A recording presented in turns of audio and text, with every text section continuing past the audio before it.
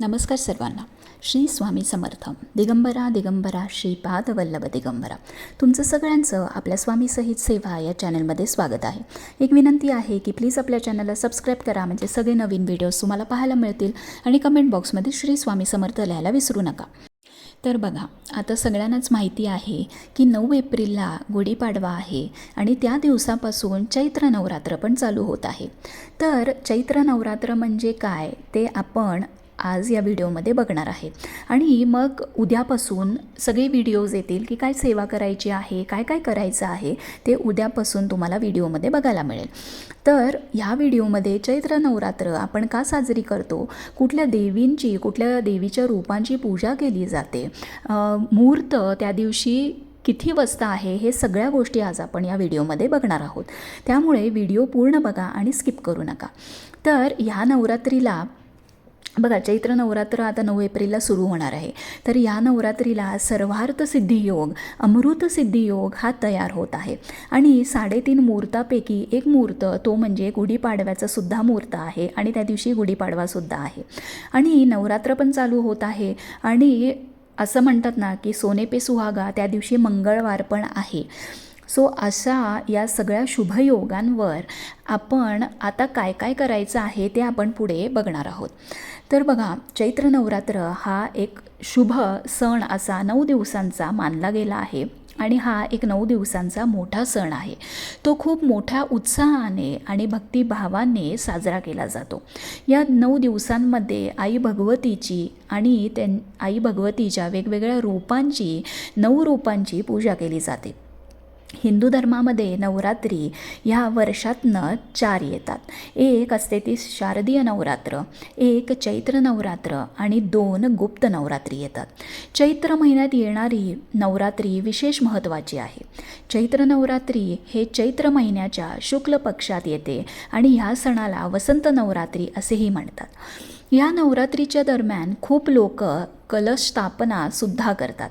आणि समजा तुम्ही अजूनपर्यंत तुमच्या देवघरामध्ये कलश जर स्थापन केला नसेल तर या गुढीपाडव्याला तुमच्या घरात कलशाची स्थापना ही नक्की करा. त्याच्यावरती एक सेपरेट व्हिडिओ नक्की येईल. बरं, तर आता चैत्र नवरात्री उत्सव 9 एप्रिल 2024पासून सुरू होईल ते 17 एप्रिल 2024 रोजी संपेल. चैत्र नवरात्रीच्या घटस्थापनेचा मुहूर्त मंगळवार 9 एप्रिल रोजी सकाळी 6:26 ते 10:30 पर्यंत असेल. ह्याशिवाय अभिजित मुहूर्त 11:57 ते दुपारी 12:45 पर्यंत आहे. या दोन्ही काळात तुम्ही घटस्थापना किंवा तुमच्या घरी जर घट बसत असतील ते, आणि जर तुम्हाला कलश पूजन करायचं असेल तर ह्या दोन्ही मुहूर्तांपैकी तुम्ही कुठल्याही मुहूर्ताला करू शकता. जास्तीत जास्त सकाळी जो मुहूर्त आहे तो मुहूर्त धरण्याचा प्रयत्न करा.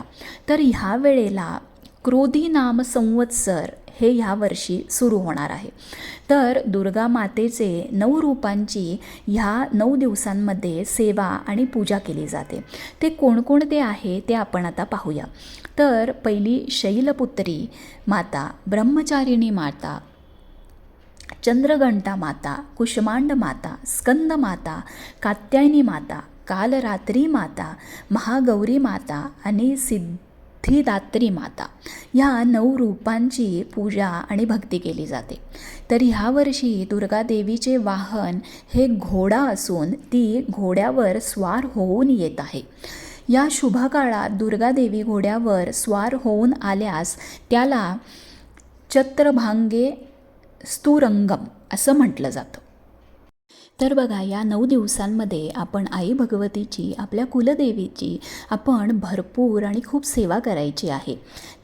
त्याबद्दल आपण उद्या नक्की बघणार आहोत. तर तुम्ही जर कलश स्थापना करणार असाल तर आधीच सगळी तयारी करून ठेवा. म्हणजे एक तांब्याचा कलश तुम्हाला लागणार आहे आणि तो कायमचा लागणार आहे. म्हणजे तुम्ही ते आणून ठेवलं तर तुम्हाला कलश स्थापनेसाठी सगळं करण्यासाठी सोपं जाईल. तर बघा, या 9 दिवसांमध्ये आपल्याला काही नियम पाळायचे आहेत. ते आपण आता बघणार आहोत. अगदी सोपे आहेत, पण या 9 दिवसांमध्ये मांसाहार वर्ज्य आहे. कोणी कांदा लसूण, ज्यांचे उपवास असतात ते कांदा लसूण पण खात नाहीत. उपवास जमलं तर नक्की पाळावा. जर तुम्ही उपवास पहिलीपासून करत नसाल तर ठीक आहे. कोणाला सुरू करायचे असतील तर ते सुरू करू शकतात. तुम्हाला परान्न टाळायचं आहे या 9 दिवसांमध्ये.